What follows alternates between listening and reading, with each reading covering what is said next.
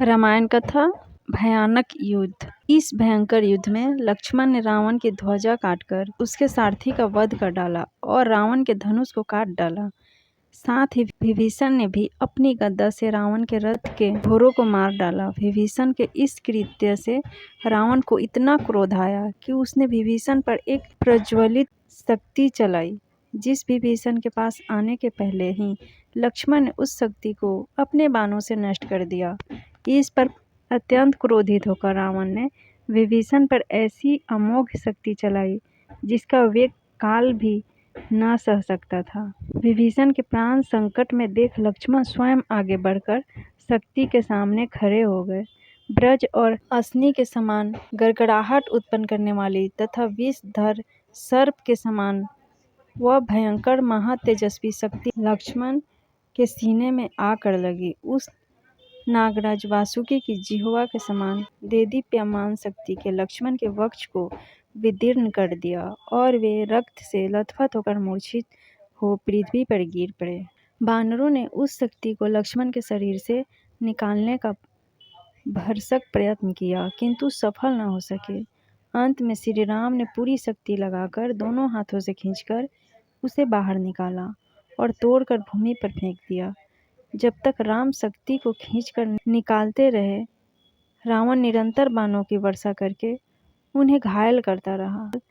शक्ति निकालकर उन्होंने शीघ्र ही रावण को मार डालने की प्रतिज्ञा की। फिर वे रावण के साथ भयानक युद्ध करने लगे। जब रावण उनके बाणों को न सह सका तो वह घायल होकर रणभूमि से भाग गया। श्री राम लक्ष्मण के पास बैठकर नाना प्रकार से विलाप करने लगे। उनके विलाप से दुखी सारी वानर सेना रोने लगी। तभी सुसेन ने कहा, हे वीर शिरोमणि, आप दुखी न हो, ये जीवित हैं, इनकी हृदय गति चल रही है। फिर हनुमान से कहा, तुम शीघ्र ही महोदय पर्वत पर जाकर विशल्यकारिणी, सावरकारिणी, संजीवकरणी तथा संघानी नामक औषधियाँ ले आओ। उनसे लक्ष्मण के प्राणों की रक्षा हो सकेगी। सुसेन के निर्देश अनुसार हनुमान तत्काल महोदय गिरी पर जा पहुँचे, परंतु इन औषधियों की पहचान न होने के कारण उस शिखर को ही उखाड़ लाए जिस पर अनेक प्रकार की औषधियाँ के वृक्ष उग रहे थे। सुसेन ने इनमें से औषधियों को पहचान कर उनको कूट पीसकर लक्ष्मण को सूंघाया। इससे वे थोड़ी ही देर में स्वस्थ होकर उठ खड़े हुए। उधर रावण रथ दूर हो फिर युद्ध करने के लिए लौट आया। राम पृथ्वी पर खड़े होकर रथ में सवार रावण से युद्ध करने लगे तो देवराज इंद्र ने उनके पास अपना रथ भिजवाकर प्रार्थना की कि वे उस पर सवार होकर युद्ध करें। दोनों ही पराक्रमी वीर रथों पर सवार होकर विभीषण के साथ युद्ध करने लगे। उनके अद्भुत रण कौशल को देखकर देवगज वीरों भी रोमांचित हो उठे। इधर रावण ने नाग अस्त्र छोड़ा तो उधर श्री राम ने गरुड़ अस्त्र छोड़ा। रावण ने इंद्र के रथ की ध्वज काट डाले और घोड़ों को घायल कर दिया। रावण के बाणों से बार बार आहत होने के कारण श्री राम अपने बाणों को प्रत्यंचा पर नहीं चढ़ा पा रहे थे। जब रावण ने उन पर शूल नामक महा भयंकर शक्ति छोड़ी तो राम ने क्रोधपूर्वक इंद्र द्वारा दी गई शक्ति को छोड़कर उस शूल को नष्ट कर दिया।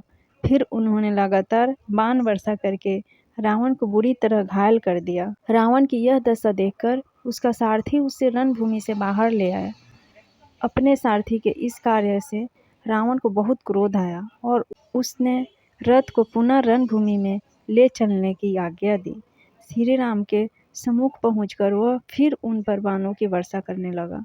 दोनों महावीर महारथियों के बीच फिर ऐसा भयंकर युद्ध आरंभ हुआ कि वानरों और राक्षसों की विशाल सेनाएं और पराक्रमी वीर अपने हाथों में हथियार लिए हुए भी निश्चेष्ट होकर उनका रण कौशल देखने लगे।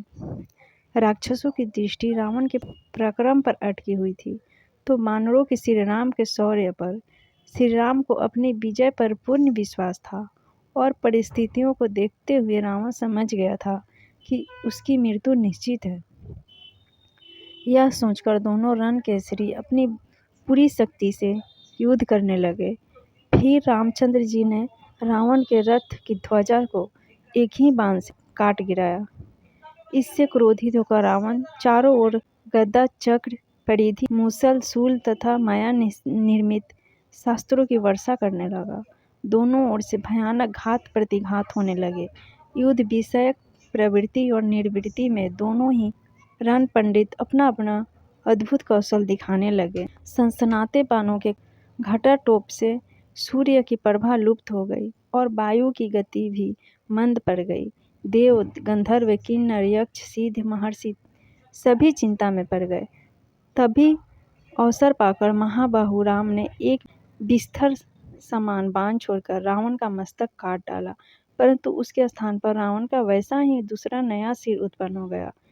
जब श्री राम ने उसे भी काट डाला तो वहाँ तीसरा शीश प्रकट हो गया। इस प्रकार बार बार शीश काटने पर भी उसका अंत नहीं हो पा रहा था। यह दशा देखकर इंद्र के सारथी मातली ने कहा, प्रभु आप इसे मारने के ब्रह्मास्त्र का प्रयोग कीजिए, अब उसके विनाश का समय आ पहुंचा है। मातली की बात सुनकर रघुनाथ जी को ब्रह्मा के उस बाण का स्मरण हुआ जो उन्हें अगस्त्य मुनि ने दिया था। उन्होंने रावण की छाती को लक्ष्य करके वह बाण पूरे वेग के साथ छोड़ दिया, जिसने रावण के हृदय को विदीर्ण कर दिया।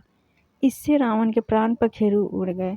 रावण को मारकर वह बाण पृथ्वी में समा गया और पुनः स्वच्छ होकर श्रीराम के तर्कस में लौट आया। रावण के विनाश और श्रीराम की विजय से समस्त लोकों में आनंद का परावर न रहा। पराजित और मरे हुए भाई को देखकर विभीषण अपने आंसुओं को न रोक सका और वह फूट फूट कर विलाप करने लगा और कहने लगा, हे भाई, अहंकार के वशीभूत होकर तुमने मेरी प्रहस्त, कुंभकर्ण, इंद्रजीत, नरांतक आदि किसी की भी बात न मानी। उसी का फल यह सामने आया। तुम्हारे मरने से नीति पर चलने वाले लोगों की मर्यादा टूट गई। धर्म का मूर्तिमान विग्रह चला गया।